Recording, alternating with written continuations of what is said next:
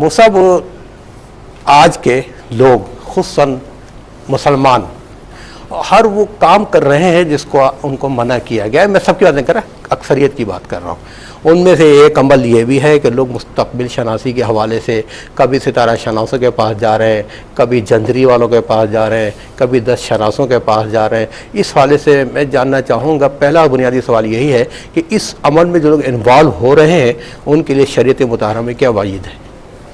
औज़ु बिल्लाहि मिनश शैतानिर रजीम, बिस्मिल्लाहिर रहमानिर रहीम। अल्लाहुम्मा सल्लि अला सय्यिदिना मौलाना मुहम्मदिन मअदिनिल जूद वल करम व आलिहि व बारिक व सल्लिम सलातन व सलामन अलैका या सय्यदी या रसूलल्लाह व अला आलिका व अस्हाबिका या नूरल्लाह। आस्कर भाई, इस हवाले से देखें कुरान मजीद और नबी अलैहिस्सलाम की अहादीस मुबारका नहायत वाज़ेह है और हमें बता दिया गया है कि मुस्तक़बिल का इल्म अल्लाह जल्ल शानुहु के पास है और अल्लाह तबारक व तआला अपने फ़ज़ल से अंबिया किराम अलैहिस्सलाम को अता फ़रमाता है, जितना चाहता अता फ़रमाता है, और फिर अंबिया किराम अलैहिस्सलाम के वसीले से औलिया उम्मत को जितना अल्लाह के यहाँ पे मुक़द्दर उतना मिलता है। जहाँ तक इस बात का ताल्लुक़ है कि हम लोग या हमारे लोग अपने मुस्तक़बिल को मालूम करने के लिए किसी 10 शनास के पास जाते हैं या किसी काहिन के पास जाते हैं, नजूमी के पास जाते हैं, तो शरई हवाले से इस किस्म की बातें मालूम करना नाजायज़ है, बल्कि बाज़ सूरतों में से कुफ्र भी करार दिया गया है। अच्छा, कुफ्र करार दिया? जी हाँ, खुद नबी अलैहिस्सलाम के वाज़ेह अहादीस मौजूद है, सही रिवायत मौजूद है।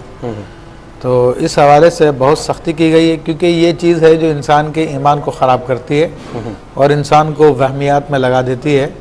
इसलिए बहुत सारे लोगों की यही आदत होती है, वो इसी काम में पड़े रहते हैं।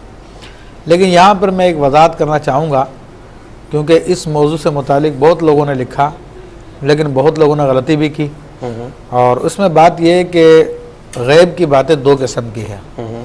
एक तो मुस्तक़बिल से मुतालिक है, ठीक, और एक माजी से मुतालिक है। जहाँ तक मुस्तक़बिल से मुतालिक है तो उसके बारे में तो वाज़ेह इससे मना किया गया है, और जहाँ तक माजी से मुतालिक है तो वो बातें जानी जा सकती है, लेकिन कोई इसमें यकीनी कैफियत नहीं होती कि उसको हरफ आखिर समझ लिया जाए। जिस तरह के गैब की बात बताने वालों को अरबी ज़बान में काहिन कहा जाता है, और ये कहानत एक शोबा है कि पहले लोग जिन्नात से दोस्ती रखा करते थे, तो जिन्नात पहले आसमान की बातें, फरिश्तों की बातें सुन लिया करते थे और फिर वो अपने काहिन को आकर वो बात बता दिया करते थे। तो उसकी एक आध बात सच हुआ करती थी और बाकी बातें झूठी होती थी। मगर लोगों का एक नज़रिया ये होता है कि जनाब देखो देखो, सारी झूठी बातों को भूल जाते, उसने फलां बात बताई थी ना, देखो वो सही निकल आई, तो उसी को एक लेके उसके पीछे पड़ जाते हैं।